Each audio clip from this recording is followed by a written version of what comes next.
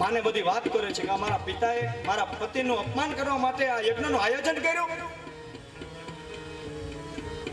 તો એની માં કહે છે, બેટા તારા પિતાને કુબુદ્ધિ સૂજી છે, ખબર નહીં એની મતીને શું થઈ ગયું છે, પણ ભલે તું આવી અને પિતાને યા તો છોકરી આમંત્રણ હોય કે ન હોય ગમે ત્યારે આવી શકે, એની માટે આમંત્રણની જરૂર ના પડે પુત્રીને કે પિતા હું આવું કે નહીં, ગમે ત્યારે આવી શકે.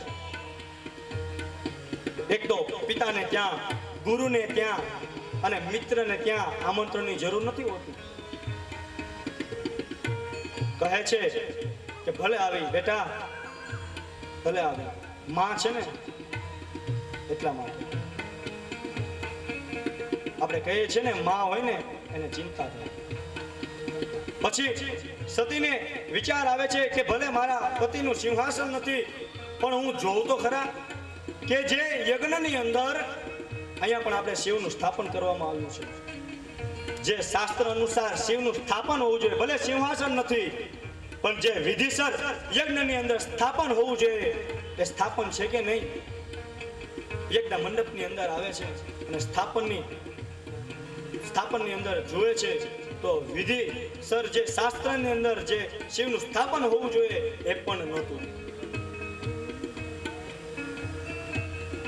અને પછી તો કીધું દેવીએ કે હે પિતા, તમે મારા પતિનું અપમાન કર્યું છે અને એક સ્ત્રી માટે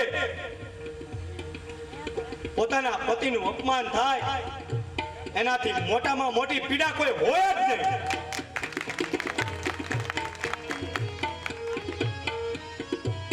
પોતાના પિતાને કહે છે કે તમે મારા પતિનું શિવની નિંદા કરી છે, તમને નિંદાનું ફળ અવશ્ય મળશે.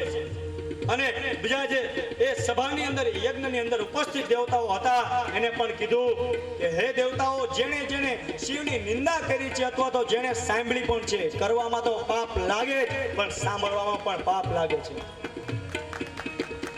જેટલું કરવામાં પાપ લાગે એટલું જ સાંભળવામાં પાપ લાગે છે. માટે જેણે જેણે સાંભળી પણ છે મારા પતિની નિંદા, શિવની નિંદા, એ બધાને શિવ નિંદાનું ફળ તરત જ મળે. અને માતા એને દેવીએ વિચાર્યું સતીએ કે હવે મારે એક શિવ દ્રોહિણી થઈને જીવવું નથી, મને હું પાછી જાઉં તો પછી મારા સ્વામી મને ભવિષ્યમાં કહેશે શિવ દ્રોહિણી કહીને બોલાવે, એના કરતા મારે મરી જવું સારું. અને માતાએ પોતાના શરીરમાંથી, પોતાના પગના અંગૂઠામાંથી યોગાગ્નિ અદ્ભુત પ્રગટ કર્યો અને પોતાના શરીરને બાળી નાખ્યો અને